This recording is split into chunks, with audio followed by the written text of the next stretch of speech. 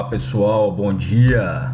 Estamos aqui para apresentar mais uma ferramenta para você, produtor rural, mais uma ferramenta para você aumentar sua produção, aumentar sua produtividade, ser bem sucedido na sua atividade pecuária.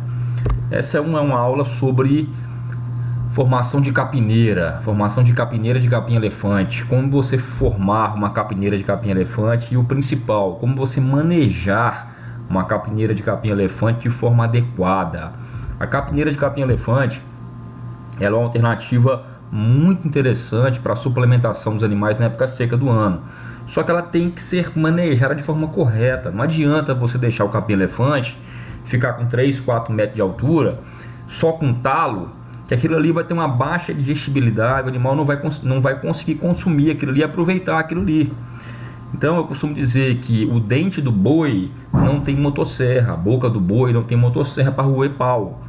Então se você deixa o capim-elefante com 3, 4 metros de altura, ali só tem talo e talo seco, o animal não vai conseguir digerir aquilo ali, vai ter uma baixa digestibilidade, um baixo teor de proteína. Então a capineira ela é uma alternativa interessante, mas ela tem que ser bem manejada para que o produtor tenha os resultados que ele espera, tá? Então eu sou o professor João Gonçalves Neto, sou zootecnista e o tema da aula de hoje é volumoso, suplementação volumosa de bovinos, tá? E o tema central é formação de capineira de capim-elefante.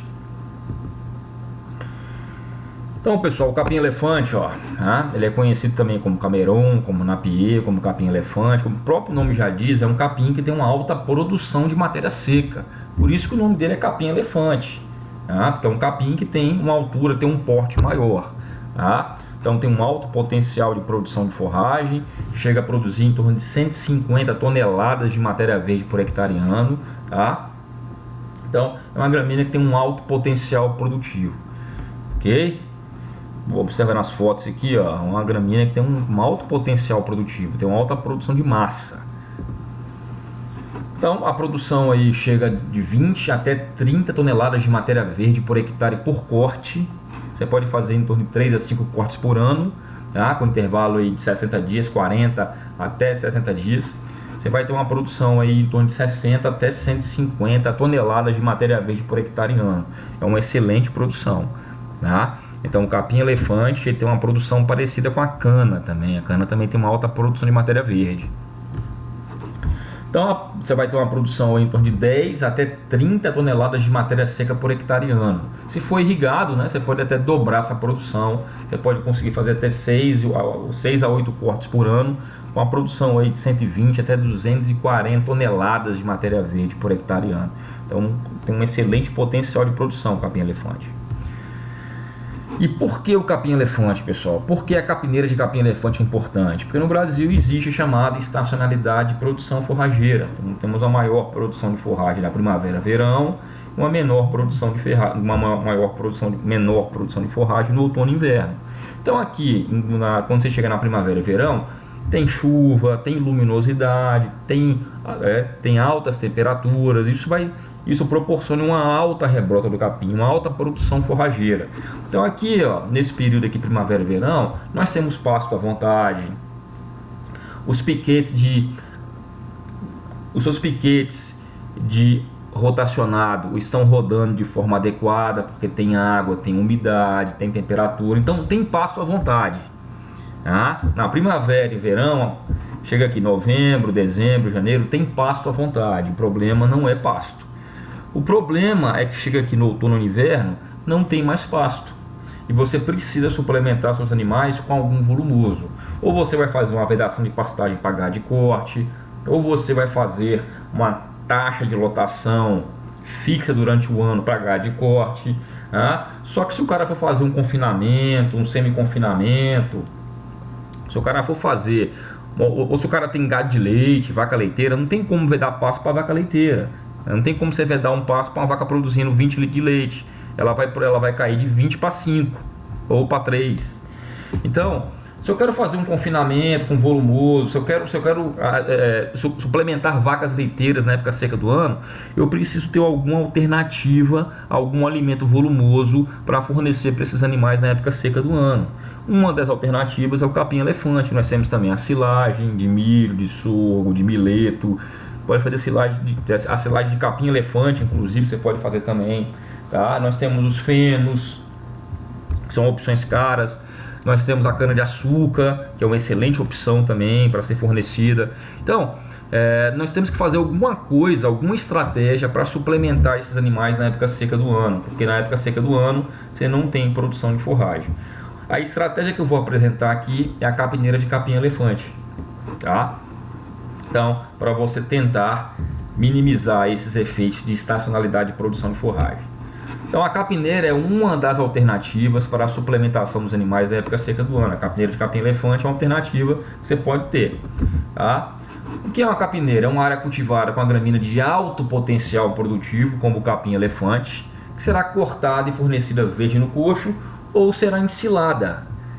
Então, isso que é uma capineira, é uma área cultivada com a gramínea que tem um alto potencial de produção, que é o caso do capim-elefante, que tem um alto potencial de produção de massa. Essa forrageira será cortada, fornecida verde no coxo ou será ensilada. Ok? Qual a vantagem? A vantagem de você ter uma capineira, que ela vai permitir o uso intensivo da terra. Você vai concentrar ali num pequeno pedaço de terra, 5 hectares, 10 hectares, ou 1 hectare, 2 hectares, uma alta produção de matéria seca. Você vai intensificar aquele pedacinho de terra ali, e você vai ter uma alta produção de matéria seca. Então, quando você faz uma capineira, você vai ter um uso intensivo da terra, ela permite o uso intensivo da terra, uma alta produção de matéria seca por hectare. Só que o problema é o seguinte, ó, a capineira ela tem uma alta extração de nutrientes do solo. Não adianta você faz uma capineira de capim-elefante, tá? E você largou sua capineira lá, você não está adubando sua capineira, você não está repondo os nutrientes que essa planta tirou do solo. Essa capineira vai ficar cada vez menos produtiva. Então, quando você pega uma capineira de capim-elefante, é uma gramínea de alto potencial produtivo. Então, se ela está produzindo muita matéria seca, ela está extraindo esses nutrientes do solo para produzir matéria seca. Então, você tem que repor esses nutrientes que essa planta está tirando. Como é que você repõe? Adubo orgânico, esterco de curral, cama de frango, adubações minerais. Você vai ter que adubar com nitrogênio, com potássio, você vai ter que fazer uma calagem, uma adubação de formação, tá? Então você tem que repor os nutrientes que ela tirou, é importante. Tem muita gente que forma a capineira um ano, aduba só com fósforo e aí larga a capineira lá 10, 20, 30 anos sem adubar nada. A capineira vai acabar, vai morrer, a produção vai caindo ano após ano. Se você não adubar, se você não repor os nutrientes que a planta tirou do solo, essa capineira vai ficando cada vez menos produtiva. Onde deve ser localizada a capineira, pessoal? Áreas planas com solos bem drenados. O capim-elefante não tolera solos encharcados, não tolera inundações. Então não adianta plantar capim-elefante em baixada. Tem que ser área plana com solo bem drenado. De preferência próximo à área de suplementação, mas não é obrigatório isso.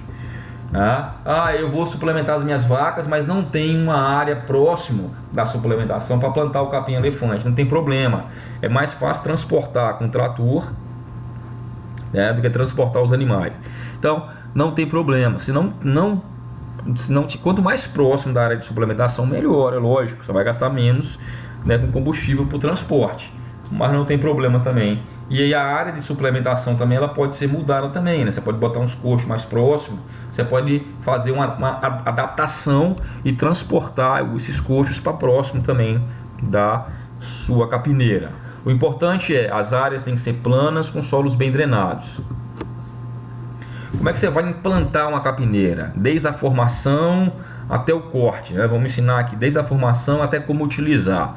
Como é que você vai implantar uma capineira? Tudo começa aqui com análise de solo, Tudo começa com análise de solo, uma análise de solo feita pelo menos 3, 4 a 6 meses antes do plantio, para dar tempo para você comprar os insumos, para você interpretar a análise de solo, fazer recomendação de calagem e adubação, tá? A análise de solo é feita em torno de 6 meses antes do plantio, para você analisar o seu solo, para você comprar o calcário, fazer a calagem em torno de 3 meses antes do plantio, A calagem é importante, ela tem que ser feita 3 meses antes do plantio para o calcário reagir com o solo, tá? Então tudo começa com a análise do solo.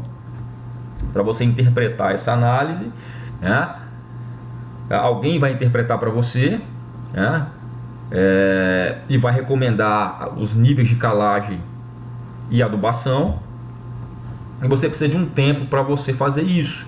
O calcário, por exemplo, tem que ser aplicado até 90 dias antes do plantio para poder reagir com o solo, tá? Então a primeira coisa foi o que eu falei: fazer uma análise do solo, fazer uma amostra. Você vai coletar o solo e mandar o seu solo para fazer uma análise do solo, né? Então o primeiro passo é você fazer uma seleção da sua área de amostragem, usando o princípio da área homogênea. Então a área tem que ser o mais uniforme possível. Você vai considerar um solo com a mesma cor, com a mesma topografia, com a mesma vegetação, com a mesma textura, com a mesma drenagem, com o mesmo histórico da área. Por exemplo, não tem como você plantar, você tem uma área de soja e você tem uma área que está lá que ninguém nunca plantou nada. Aí você pega uma amostra de solo dessa área que tinha soja plantada e você mistura com a amostra dessa área que nunca plantou nada. É lógico que o solo que tem a soja, que foi plantada a soja, ele vai estar com uma fertilidade mais alta, porque ele vai pegar aquela adubação residual, a calagem que foi feita para a soja, a adubação que foi feita para a soja. Se você pegar essa amostra de solo da soja, teria que ser uma amostra separada. Uma análise de solo para o solo que tinha soja e uma análise de solo para o solo que não tinha nada plantado, porque são solos diferentes, tá? Então você precisa separar a sua terra em glebas homogêneas, em áreas homogêneas, solo com a mesma cor, com o mesmo histórico de área. Você tem uma pastagem que foi adubada e uma pastagem que não foi adubada. Tá? A pastagem que foi adubada tem que fazer uma análise de solo da pastagem que foi adubada e uma análise de solo da pastagem que não foi adubada. Tá? Você tem um solo, um topo de morro, uma meia encosta e uma baixada. Tem que fazer uma análise de solo do topo do morro, uma análise de solo da meia encosta e uma análise de solo da baixada.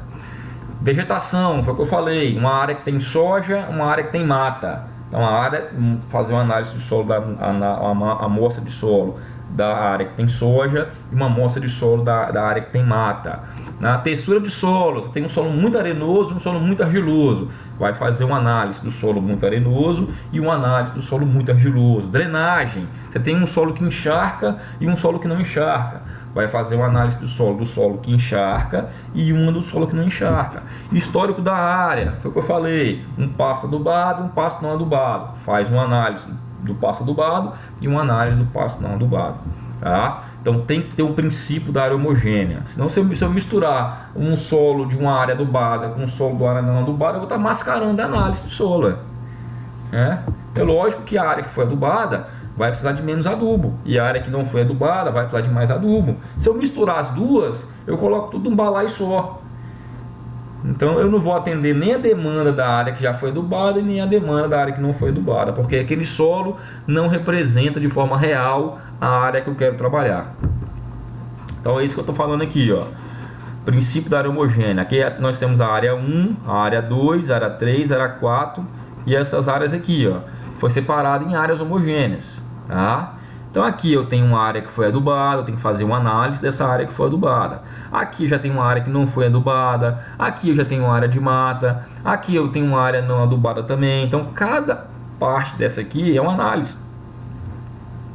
Eu tenho uma área de meia encosta, é uma amostra. Eu tenho uma área de baixada, é uma amostra. Então eu tenho que separar a minha área em áreas homogêneas, que tem o mesmo tipo de solo, o mesmo histórico de adubação e tal. Eu vou coletar, pessoal, no mínimo 20 amostras em zigue-zague. Eu vou no pasto, eu vou percorrendo o pasto em zigue-zague. Eu vou coletar isso ou com a sonda, ou com enxada, com enxadão, tá? No mínimo 20 pontos por área. Então, a época de amostragem, eu falei, por 90 a 60 dias antes do plantio. Eu acho curto, pode aumentar aí, pode botar em torno de 6 meses antes do plantio, porque só o calcário ele precisa de 90 dias, né? Ele precisa ser aplicado 90 dias antes do plantio para poder reagir com o solo. Então pode botar aí em torno de 4 a 5 meses antes do plantio, para você fazer a análise do solo, que é o tempo de você coletar o solo, mandar para o laboratório, interpretar a análise do solo, comprar o calcário, tá? E no caso de pastagem intensivo, você vai fazer uma amostragem anual, né? Então não é o caso aqui, né? Você precisa fazer uma amostragem anual da sua capineira ou do seu pastejo intensivo. Olá, eu falei coletar 20 amostras simples para formar uma amostra composta. Então você vai coletar 20 amostras simples, percorrer a área em zigue-zague e formar uma amostra composta de 250 a 500 gramas. Essa amostra composta você vai mandar para o laboratório. Vai mandar solo seco, o solo não pode ir úmido, tá? E sem matéria orgânica, sem raiz, sem folha, só a terra mesmo, tá? Você pode fazer uma amostra composta para cada 10 a 15 hectares, ok? Então, você vai separar a sua área em áreas homogêneas. Tipo aqui, a área 1 é o topo do morro. Eu tenho no topo do morro uma área adubada e uma área não adubada. No topo do morro eu vou fazer uma amostra, eu vou colocar lá, topo do morro, a área adubada, faço uma amostra de 20, eu vou 20 pontos coletando e coleto uma amostra de 500 gramas, mando para o laboratório. E do topo do morro, da área não adubada, eu pego também 20 amostras, separo 500 gramas e mando para o laboratório, tá? Então em cada área dessa aqui você vai coletar uma amostra, você vai coletar 20, você vai coletar em 20 pontos, tá? E você vai tirar uma amostra composta de 500 gramas. Então eu falei, ó lá, coletar 20 amostras em zigue-zague, ó lá, você vai dividir a sua área em áreas homogêneas e vai coletar 20 amostras em cada ponto. Você vai percorrer toda a área em zigue-zague, tá? Qual a profundidade? Você vai fazer a profundidade de 0 a 20 centímetros, ó lá, que nesse cara tá botando um palmo aqui, ó. Então a profundidade na sua análise, a sua coleta de solo vai ser na profundidade de 0 a 20 centímetros. Então você pode usar sondas, como estou mostrando aqui, ó lá, né? Você pode usar o trado rosca, o trado calador, o trado holandês, você pode usar pá reto, enxadão, você pode usar um cavador. Olha lá, o trado rosca, trado calado, trado holandês. Então você pode usar qualquer, né, ferramenta dessa aqui. Isso aqui é um trado, tá? Aqui, ó, trado holandês, trado rosca, trado caneco, trado calador, tá? Esse é um trado holandês, ó, tá? Tem a sonda também, né? Tem a sonda que você pode utilizar. Como é que você vai coletar se você não tiver nenhum trado desse? Como é que você coleta com enxada? Enxada você vai ter na fazenda, não tem jeito. Enxada e enxadão você tem, então não tem desculpa, tá? Então eu vou ensinar aqui passo a passo coleta com enxada ou coleta com enxadão. Porque a coleta com trado é muito fácil, né? Você limpou a área aqui, ó. Com trado é muito fácil, só você limpar a área e enfiar o trado em torno de 20 centímetros, que ele vai tirar a sua amostra de solo, tá? Depois você tira, olha lá, com trado é muito fácil, né? Então, até com trado você precisa limpar aqui a cobertura morta do solo, porque a cobertura morta do solo ela vai interferir na análise do seu solo. Você não pode mandar o solo com folha, com matéria orgânica, né? Senão você vai estar mascarando sua análise do solo. Então a primeira etapa é o que? Limpar a cobertura morta do solo com enxada. Você vai coletar com enxadão a profundidade de 20 centímetros de profundidade. Olha lá, você vai abrir uma cova de 20 centímetros de profundidade, mais ou menos um palmo, tá? Você vai limpar o interior da cova e você vai cortar uma fatia entre 2 e 3 centímetros, entre 2 e 3 centímetros de espessura, tá? Vai cortar as laterais dessa fatia e ficar só com a terra do meio, tá? A terra do meio você vai colocar no balde. E aí você vai coletar em 20 pontos e misturar essa terra no balde. Depois que você coletou em 20 pontos, você vai misturar essa terra todinha e você vai tirar uma amostra composta. Você vai meter a mão no saco e tirar uma amostra composta de 500 gramas e você vai mandar para o laboratório. Pessoal, análise, a forma correta, se você fizer corretamente a coleta do solo e mandar para o laboratório, você vai ter uma certeza que aquela análise, aquela amostra de solo que você mandou representa a sua área. Agora, se você pega de um ponto só, e você pega de um ponto só, faz isso em um ponto só e manda para o laboratório de um ponto só, você não tem certeza que aquele ponto que você pegou representa a sua área. Você pode ter pegado um ponto de maior fertilidade, um ponto de menor fertilidade, um ponto com mais matéria orgânica, com menos matéria orgânica. Então, um ponto só, 2 pontos só, 3 pontos só, você coletar 3 em 3 pontos e mandar para o laboratório, não vai representar a sua área. O que vai representar a sua área são 20 pontos, no mínimo, 20 pontos. Então, você tem que fazer certinho os 20 pontos, misturar essa terra dos 20 pontos que você pegou, e depois que você misturar bem essa terra, você vai encher um saquinho lá, né, com 500 gramas, e você vai mandar para o laboratório. Aí sim, você tem certeza que aquela amostra de solo que você enviou para o laboratório representa a sua área, tá? Olha lá, você vai misturar as amostras e você vai mandar uma amostra composta de 250 a 500 gramas para o laboratório, tá? Identifique cada amostra a ser enviada para o laboratório, ok? Então aqui, por exemplo, você tem aqui a cultura capim-elefante, identificação meia encosta, você já sabe qual o esquema.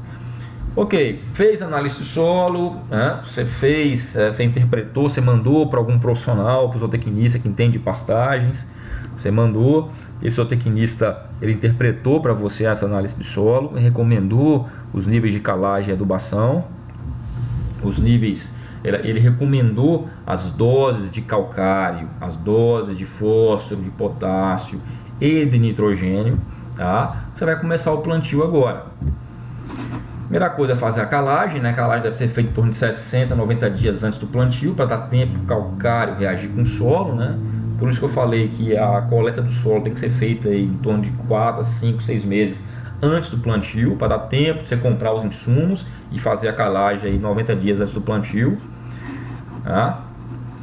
A calagem, se a dose for superior a 2 toneladas, você vai dividir, você vai botar metade do calcário antes da aração, para ser incorporado com arado, e a outra metade após a aração, para ser incorporado com a grade.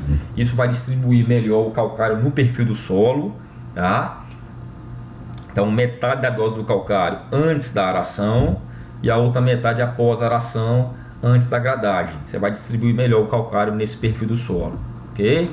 Então, preparo do solo, uma aração e 2 gradagens. O arado ele inverte a leva do solo, ele serve para incorporar o calcário também, né? Ele serve para incorporar o calcário em camadas mais profundas do solo. É importante esse calcário ser incorporado, tá? Depois vem a grade para nivelar o solo, destorroar o solo. Você passa 2 grades. Depois você vai fazer a abertura de sulcos, né, com sucador. O espaçamento entre as linhas do capim-elefante em torno de 50 a 70 centímetros. Então você vai ter um espaço entre sulcos aí em torno de 50 a 70 centímetros. Você vai abrir sulcos em torno de 25 a 30 centímetros de profundidade. Então o tamanho do sulco vai ser em torno de 25 a 30 centímetros de profundidade para você plantar suas mudas. E o espaçamento entre sulcos em torno de 50 a 70 centímetros. Olha lá, espaçamentos maiores tendem também a facilitar o aparecimento de invasoras, por isso não é recomendado você fazer espaçamento, por exemplo, de 1 metro, né? Porque a planta vai demorar mais para cobrir o solo após o corte. Então, um espaçamento aí de 50 até 70 centímetros tá ótimo, ok? Depois você vai fazer adubação, né? Depois você vai fazer adubação de fósforo no fundo do sulco, tá? Se você não tem análise do solo, o ideal é você fazer análise do solo, né? O ideal é você fazer análise do solo, mas caso não tenha uma análise do solo, os solos brasileiros são pobres em fósforo, tá? Tem uma recomendação um pouco generalista para você que está querendo, está com pressa, quer formar sua capineira, pode aplicar 500 kg de superfosfato simples por hectare para solos com baixo nível de fósforo, que não tem problema, né? 500 kg de superfosfato simples, né? Você vai matar a fome do solo de fósforo e você vai permitir uma boa formação da sua capineira, tá? Mas o ideal é você aplicar de acordo com a análise do solo, né? Então a aplicação do fósforo tem que ser feita no fundo do suco, olha lá, tá? A aplicação do fósforo vai ser feita no fundo do suco. Então, a primeira coisa que você vai fazer é adubação química no fundo do suco, tá? Geralmente você vai aplicar no plantio só o superfosfato simples, tá? O adubo potássico e o adubo nitrogenado serão aplicados em cobertura, tá? Para obter você tem uma maior eficiência nessa adubação potássica e adubação nitrogenada. Então, aplicar o adubo nitrogenado e potássico em cobertura, tá? Mas o adubo fosfatado vai no fundo do suco ali, bem próximo das mudas, tá? Para que essas mudas tenham acesso a esse adubo fosfatado, já que ele é pouco móvel no solo, né? A adubação orgânica, ó lá, de 20 a 50 toneladas de esterco de curral no fundo do suco. Então, adubação orgânica é importantíssima também, fornece nutrientes para a planta, aumenta a CTC do solo. Então é importante a adubação orgânica. Se você pode fazer uma adubação orgânica, é importante. Se você tem cama de frango, se você tem esterco de curral, tá? Então faça essa adubação no fundo do suco, em torno de 20 a 50 toneladas por hectare de esterco de curral curtido, tá? Então, a adubação orgânica também no fundo do suco, para que a planta, a muda, tenha acesso também a esses nutrientes. Então, primeiro você faz a adubação química no fundo do suco, depois a adubação orgânica no fundo do suco, tá? Depois você vai escolher as mudas, olha lá, mudas provenientes, você vai escolher mudas provenientes de plantas em torno de 3 a 4 meses de idade, são mudas mais novas, que vão garantir boas brotações. A brotação vai sair daqui, ó. Mudas velhas vão originar perfilhos fracos, então não vai ter uma boa formação de capineira, tá? Mudas muito novas, devido ao alto teor de umidade, apodrecem com facilidade. Então o ideal, tá, é você ter as suas mudas de plantas aí com 3, 4 meses de idade, para você ter uma boa formação. Você vai gastar em torno de 3 a 4 toneladas por hectare de mudas. Um hectare de muda dá para você plantar aí em torno de 5 a 8 hectares de capineira, tá? Então 1 hectare de muda dá para você fazer aí 5 a 8 hectares de capineira. Então seria uma opção você plantar, né? Você fazer a sua sementeira, que seria esse 1 hectare. Desse 1 hectare você vai conseguir multiplicar e fazer de 5 a 8 hectares, tá? E como é que você vai plantar então, né? Você vai plantar o capim-elefante. Tem o capim-elefante plantado por semente, mas a grande maioria do capim-elefante é plantado por muda, tá? Você vai colocar os combos inteiros, você vai escolher as mudas, plantas de 3 a 4 meses. Você vai cortar a ponteira, ok? E você vai distribuir esses caules no fundo do suco, tipo pé com ponta, tá? Então você vai colocar o adubo químico, o adubo orgânico, e aí as mudas no fundo do suco em linha dupla, tipo pé com ponta. O que é pé com ponta? A ponta é isso aqui, o pé é isso aqui. Você vai tirar 2 mudas dessa e colocar uma muda de um lado, aqui está a ponta, aqui está o pé. Se aqui está o pé, aqui vai estar a ponta, tá? Se aqui está a ponta, aqui vai estar o pé. Então, pé, uma muda vai estar com o pé com a ponta para cá, outra muda com o pé para cá. Se essa aqui está com o pé para cá, a ponta está para cá. Então, pé com ponta, pé com ponta. E aqui, pé com ponta. Ok? Então, você cortou aqui, ó, isso aqui é a ponta, isso aqui é o pé. Você vai colocar no fundo do suco, pé com ponta. Ok? 2 mudas pé com ponta. Você pode cortar também em pedaços menores, em torno de 3 a 4 gemas. Isso vai eliminar uma coisa chamada, né, a sua dominância apical. A tendência da planta é brotar mais na ponta. Então você cortando em 3, 4 gemas, você vai quebrar essa dominância apical, né? Então você corta em 3, 4 gemas. Gema é isso aqui, pessoal, lá. Gema é esse nódulozinho aqui, ó. Então você corta aí em pedaços, 3, 4 gemas, você colocou no fundo do suco, você vai com facão e você vai cortando em 3, 4 gemas. Olha lá, cortar com facão as mudas no suco, em pedaços menores, em torno de 3, 4 gemas, e isso permite uma brotação mais rápida e uniforme. Você vai estar eliminando essa brotação apical, essa tendência de uma maior brotação apical.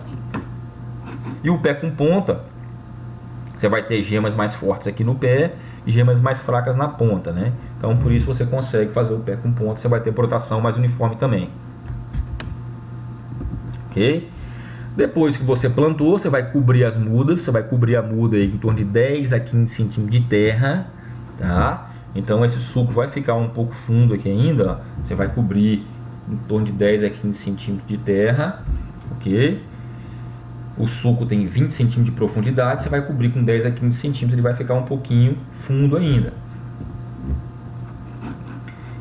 Então, vamos fazer um resumo do plantio. Plantio de mudas vai ser distribuído no fundo do suco. Você vai distribuir os combos inteiros no fundo do suco. 2 fileiras, no sentido pé com ponta. Eliminar as pontas para quebrar a dominância apical. Então você vai cortar aí, né, com facão, em torno de 3, 4 gemas. Espaçamento entre sucos 70 centímetros, entre 50 e 70 centímetros. A sua profundidade do suco em torno de 25 a 30 centímetros. Você vai cobrir as mudas em torno de, com 10 a 15 centímetros de, né, você vai cobrir essas mudas em torno de 10 a 15 centímetros de terra, ok? O gasto de mudas aí em torno de 3 a 4 toneladas por hectare. 1 hectare dá para plantar de 8 até 10 hectares. Agora vamos lá, o tamanho da área. Como é que eu vou calcular o tamanho da área? Para calcular o tamanho da área, eu tenho uma planilha, pessoal, que já faz o planejamento do tamanho da área, tá? É uma planilha sobre dimensionamento de área de volumoso suplementar, né, que serve tanto para bovino de corte quanto para bovino de leite. Eu tenho uma de bovino de corte e bovino de leite, por quê, pessoal? Porque o consumo às vezes é diferente, a depender do nível de produção da vaca, a depender do sistema de produção que você tem em gado de corte. Pode ser um confinamento, com alto teor de grão, com baixo teor de grão, com alto teor de volumoso, com baixo teor de volumoso. Então por isso que eu tenho uma de gado de leite e uma de gado de corte. São sistemas diferentes. Gado de leite, geralmente o cara faz para quê? Para a vaca que está produzindo leite. O consumo pode ser maior. O gado de corte o cara faz geralmente para quê? Para animais em confinamento. Então por isso que tem uma planilha gado de corte. Ela parece que é a mesma coisa, mas existe uma diferença nela, porque os animais são completamente diferentes, né? Uma vaca leiteira chega a comer até 4% do seu peso vivo em matéria seca. É muita coisa, uma vaca produzindo muito leite. Então eu tenho essa planilha aí de dimensionamento de volumoso para gado de leite, para gado de leite e gado de corte. É só procurar nas minhas aulas aí, que tem a aula explicando a planilha, ok? É uma planilha que tem um custo muito barato pela importância que ela traz, ok? Se você tiver interesse, é só entrar em contato por e-mail que a gente manda para você. Ela tem um pequeno investimento. Então vamos lá. Cálculo do tamanho da área a considerar. Vamos lá. Você vai calcular o que? Número de dias de suplementação. Quantos dias você vai suplementar seu rebanho? 100 dias? 150 dias? 200 dias? Quantidade de animais que você vai suplementar. São 5 vacas, são 10 vacas, são 50 vacas, são 20 vacas, são 30 vacas, são 100 vacas. E o consumo de cada animal por dia. Ok? Então, dias de suplementação, quantos animais que eu vou suplementar e quanto que cada animal come por dia. Olha lá. Eu fiz um exemplo aqui de um período de suplementação de 150 dias, suplementando 20 vacas. E cada vaca comendo 2% do seu peso vivo em matéria seca, tá? Eu achei uma demanda de 30 toneladas de matéria seca. Então, meus animais, eles vão comer, se eu suplementar 20 vacas leiteiras durante 150 dias de período seco, e se cada uma comer 2% do seu peso vivo e cada vaca pesa 500 quilos, eu vou gastar 30 toneladas de matéria seca de alimento. Então eu vou precisar de 30 toneladas de matéria seca para alimentar as minhas vacas. Um hectare de capineira produz em torno de 18 a 30 de matéria seca. Então eu achei uma média aqui de 24 toneladas de matéria seca. Se um hectare produz 24 toneladas, eu preciso de 30, né? Quantos hectares eu preciso plantar? Um hectare produz 24 toneladas e eu preciso de 30. Quanto que eu preciso plantar? Faz a regra de 3, 30 vezes 1 dividido por 24, eu vou ter 1,25 hectares. Eu preciso plantar 1,25 hectares. Considerando que tem seca, tem pragas, tem veranico, tem perdas, eu vou adicionar mais 20% de margem de segurança.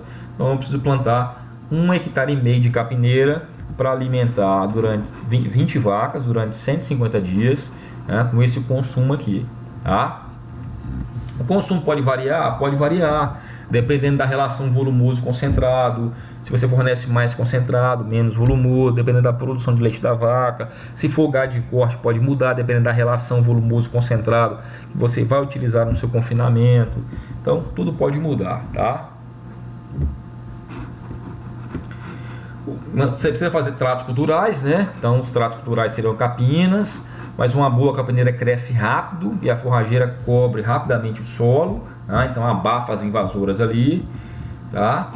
E agora vem a parte importante, pessoal: manejo e utilização da capineira. Como é que você vai utilizar a sua capineira?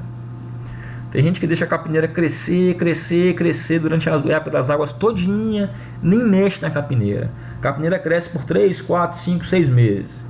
Quando chega na época seca do ano, o cara quer cortar aquela capineira velha, passada, com 3, 4, 5, 6 metros de altura, e fala: olha que beleza minha capineira, isso que é produção. Tudo bem, você tem uma alta produção, só que o valor nutricional, zero. Baixa digestibilidade, baixo teor de proteína, alto teor de fibra, consequentemente um baixo consumo e uma baixa digestibilidade, ou seja, um baixo aproveitamento do animal. O animal não vai conseguir aproveitar praticamente nada. O animal não tem motosserra na boca para roer o pau que está ali. Virou pau. Então, pessoal, vamos aprender a utilizar a capineira de forma correta. Vamos lá.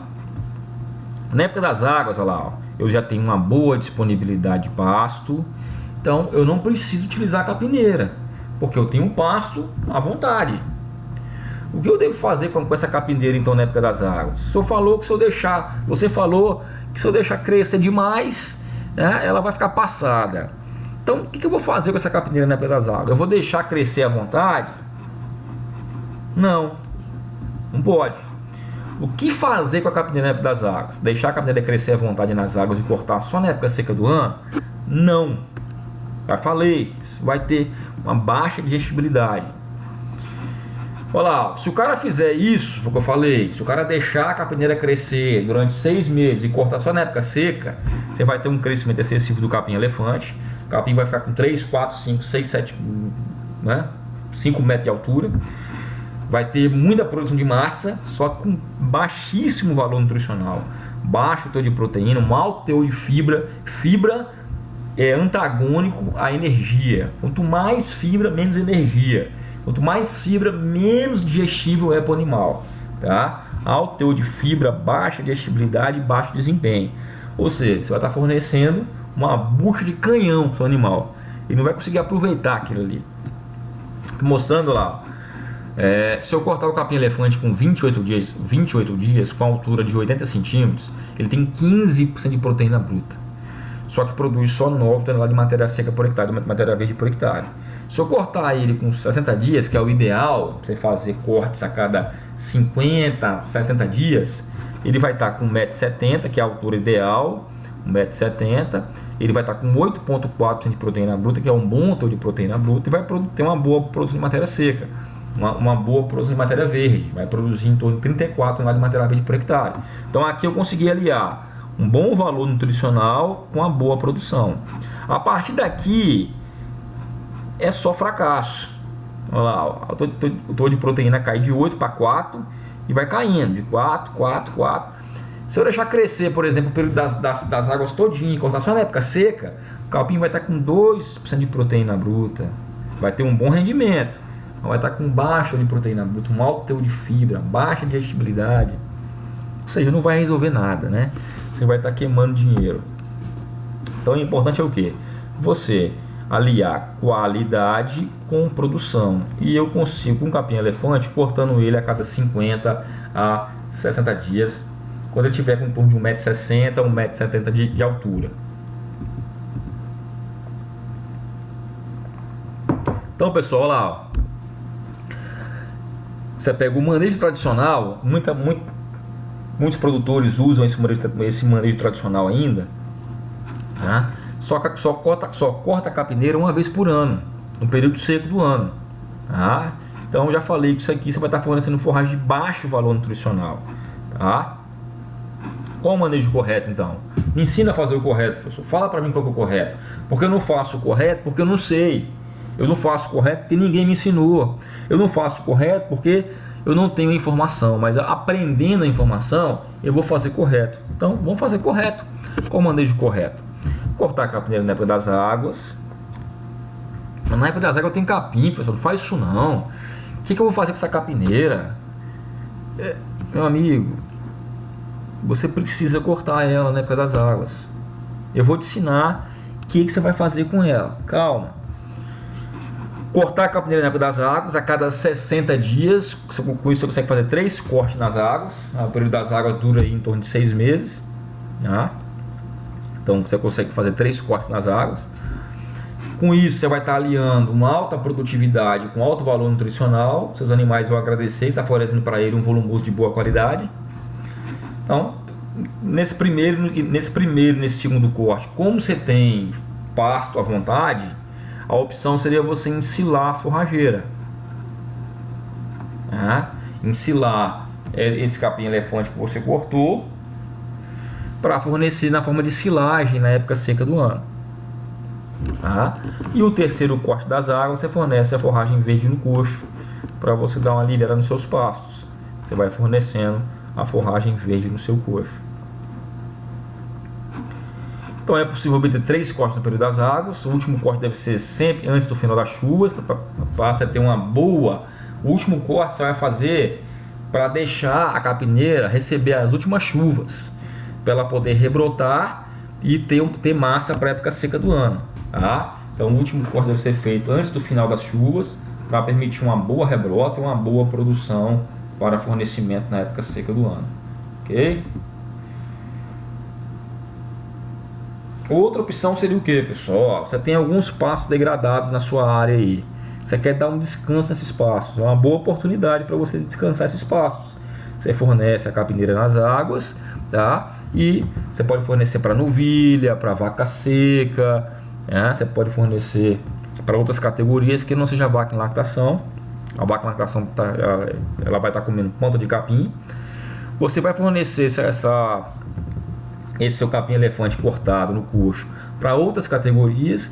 Com isso você vai estar descansando seus pastos degradados, tá? Na época das águas você vai descansar o pasto, a chuva vai cair, o pasto vai rebrotar, ele vai criar raiz, vai fechar, vai abafar a invasora. Tá aí, né? Há uma opção também para você recuperar pasto degradado utilizando a capineira na época das águas, tá?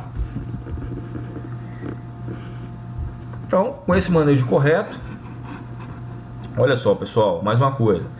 Para se obter, foi o que eu falei já lá no comecinho, para se obter boas brotações após o corte, é necessário repor os nutrientes retirados do solo com adubações químicas e orgânicas. Se você não adubar sua capineira com nitrogênio, com fósforo, com potássio e com adubo orgânico, ela vai diminuindo de produtividade ano após ano. Então tem que repor os nutrientes tirados, porque é uma gramínea de alta exigência nutricional, produz muito, mas extrai muito do solo. É por isso que ela produz muito, porque ela consegue utilizar os nutrientes do solo e produzir. Então você tem que repor de novo isso que foi tirado do solo. Tá? Então, só para fazer um resumo aqui, nas águas você vai fazer cortes a cada 45 ou 60 dias. Dá para você fazer 3 a 4 cortes nas águas quando esse capim-elefante tiver com 1,60 m ou 1,70 m de altura, tá? E na época seca do ano você vai cortar quando o último corte na época das águas vai ser antes do final das chuvas. E aí vai cair a última chuva, vai rebrotar a capineira e aí sim eu vou ter mais um corte na época seca do ano, tá? Então na época seca você vai cortar na altura de 1,5 m e você vai ter mais uma opção. Ela não vai estar com alto valor nutricional, mas ela também não vai estar com aqueles 3, 4 metros de altura passada que o animal não vai conseguir comer, ok? Isso aqui eu já mostrei, né? Já mostrei essa figura, 28 dias e com o teor de proteína dela cortada nova, dela cortada velha. Cai de 15% de proteína bruta para 2% de proteína bruta, tá? Então, o capim deve ser cortado rente ao solo, porque ele cortado rente ao solo, ele vai proporcionar brotações basais, que são mais vigorosas.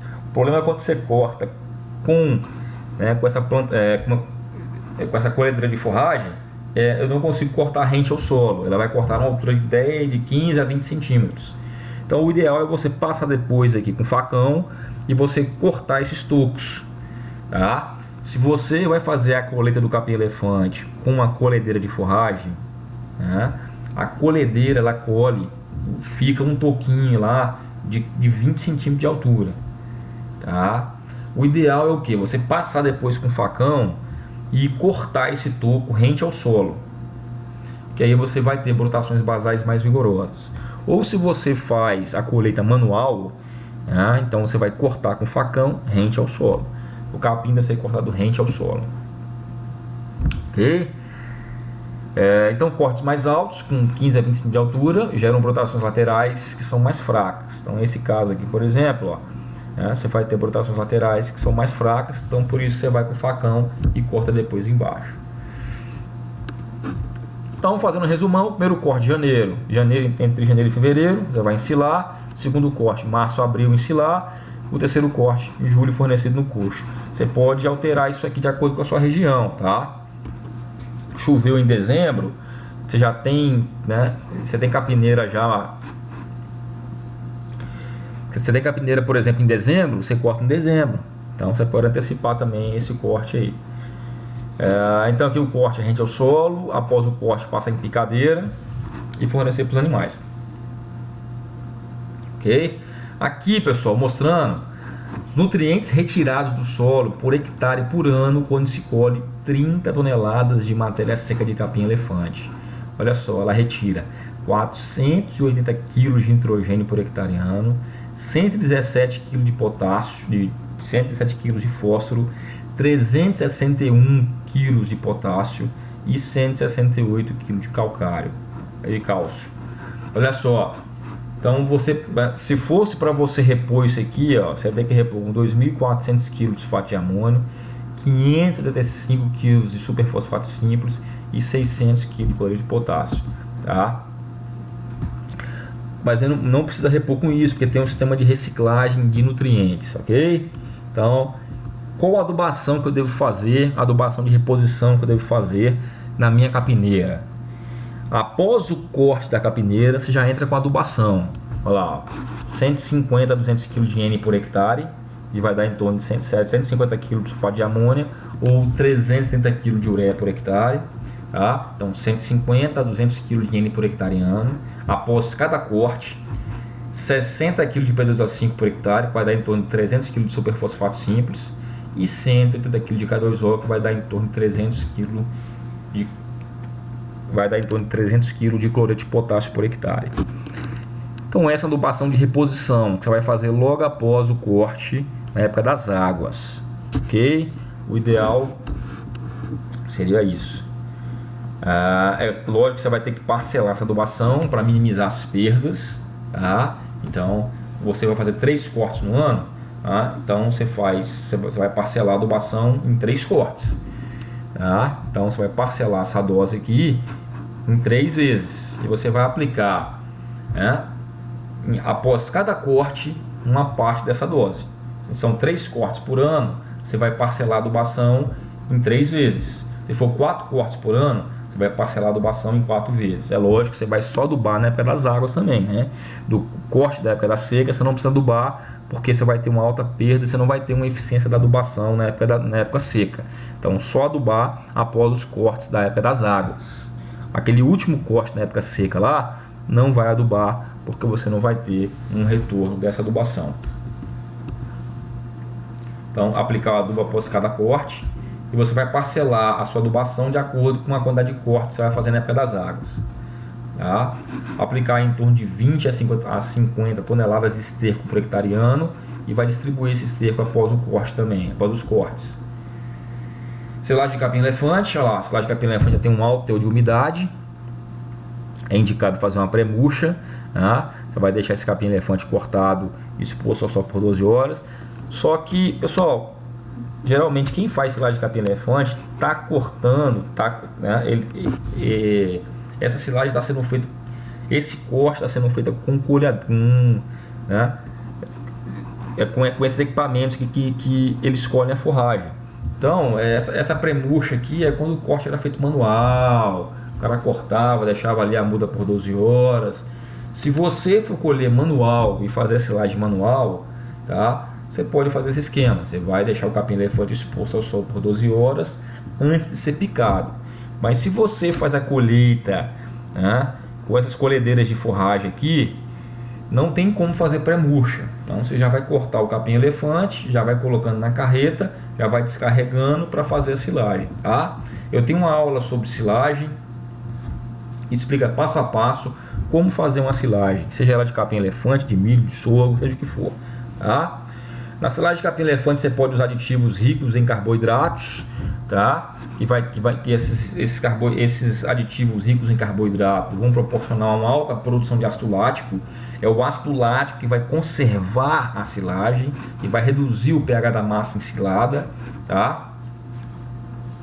Então você pode utilizar, por exemplo, cana-de-açúcar picada, até 20% da silagem. Então você vai fazer uma silagem de capim-elefante, você pode adicionar até 20% de cana nessa silagem de capim-elefante. Você vai ajudar, a cana fornece carboidratos solúveis e vai ajudar as bactérias vão converter esses carboidratos solúveis em ácido lático. Você pode utilizar o melaço, tá? Então diluído em água na proporção de 3%, regado sobre o material, tá? Então você pode usar o melaço diluído em 3 partes de água para uma parte de melaço. Você vai jogar em torno de 3% sobre a forragem. Você vai estar fornecendo também carboidratos que serão convertidos em ácido lático, tá? Você pode usar fubá de milho, você pode usar o milho moído, tá? Em até 10%. Você vai jogando o milho por cima dessa silagem, também está fornecendo aí, essa também é uma fonte de carboidratos solúveis que serão convertidos em ácido lático, tá? Você pode usar também o milho desintegrado com palha e sabugo, né, que é um milho que ele passa por um processo e esse milho é triturado com a palha, com a espiga, com o sabugo, com tudo, tá? Então você pode adicionar também você pode adicionar também esse alimento na silagem do capim-elefante, em torno de 6%. E seria isso, pessoal, né? A capineira de capim-elefante é uma opção interessante. Nós falamos aqui desde o plantio dela até a utilização dela, até a silagem. A silagem eu não falei muito especificamente porque eu tenho uma aula sobre silagem. Então essa aula que eu tenho sobre silagem explica tudo passo a passo sobre silagem, tá? Então eu falo sobre silagem de capim-elefante, silagem de cana, silagem de milho, silagem de sorgo. Então tem explicando passo a passo tudo sobre silagem, ok? E tem uma aula também sobre planejamento forrageiro que eu ensino a fazer os cálculos sobre silagem, tá? E eu tenho uma planilha também que calcula automaticamente qual sua área de capim-elefante, qual sua área de cana, qual sua área de milho, sua área de sorgo que você vai precisar plantar para suplementar seu rebanho, seja ele gado de corte ou gado de leite, tá? Eu espero que a aula tenha ajudado. O meu objetivo aqui é levar informação de qualidade ao produtor rural, contribuindo assim com o desenvolvimento da pecuária nacional. Eu sou o professor João Gonçalves Neto, sou zootecnista, consultor pecuário palestrante, moro em Xinguara, Pará. Esse é o meu e-mail de contato, jgnizot76@gmail.com. A minha missão é fazer que você, produtor rural, seja próspero, seja rico, feliz e abençoado, ok? Então, com essas aulas, com essas ferramentas, eu estou passando um pouco da minha experiência, passando informação para você, produtor rural, fazer de forma correta, ok? Então está em suas mãos assistir ou não às aulas, aplicar ou não os conhecimentos. Uma coisa eu falo, tem que começar a aplicar. Pessoa, é muita informação, às vezes eu não consigo aplicar tudo, mas começa a aplicar alguma coisa. Começa a aplicar alguma coisa que não gaste dinheiro. Começa a aplicar alguma tecnologia que você não precisa demandar dinheiro. Às vezes um gerenciamento, às vezes um manejo correto, às vezes entrar e sair com o animal do pasto na hora certa, às vezes cortar uma capineira na hora certa. E isso já ajuda muito. Começa a fazer alguma coisa. Às vezes você não tem dinheiro para investir pesado, para você fazer um investimento pesado, uma adubação pesada, mas começa a fazer alguma coisa, faz uma calagem, faz uma correção de fósforo. Às vezes você não tem dinheiro para fazer um proteinado, um suplemento proteico de alto consumo, mas começa com sal mineral com ureia pelo menos. Você não tem dinheiro para planejar, assiste as minhas aulas, as aulas são gratuitas, assiste 1, 2, 3, 4, 5, 10 vezes. Quantas vezes você quiser. Pessoa, eu queria comprar muito sua planilha, mas não tem dinheiro. A planilha é barata, o investimento é muito simplesinho, mas não tem problema. Se você não tem agora, comece a implementar as minhas dicas, as minhas recomendações das aulas que não demandam dinheiro. Você estudante, comece a investir seu tempo em estudar, em aplicar, invista em ferramentas, tá? O meu objetivo aqui é levar informação de qualidade para você, produtor rural, para você, estudante, para você, extensionista, e contribuindo assim com o desenvolvimento da pecuária. O Brasil precisa de produtores que sejam eficientes e produtivos para elevar cada vez mais esse país, para que esse país possa produzir cada vez mais. E nosso país é um país de uma forte vocação agropecuária, graças a Deus. É um país que tem muita terra, sol o ano todo. Nós temos apenas uma limitação que é um período seco. A gente pode contornar com suplementação, a gente pode contornar com essas estratégias: suplementação volumosa, vedação de pastagem, suplementação proteinada. Nós temos tudo para ser um país mais produtivo do mundo. Depende de quem? Depende de nós. A minha parte eu estou fazendo, levando informação para você, produtor rural, informação de qualidade, ok? Cabe a você aplicar essas informações. Como eu sempre falo, produtor bem informado é produtor de sucesso, é produtor que ganha dinheiro. Eu estou passando informação para você. E produtor que ganha dinheiro é produtor satisfeito com a atividade, é produtor que movimenta a roda, gira o negócio, compra, vende, gira o mercado, o dinheiro está girando.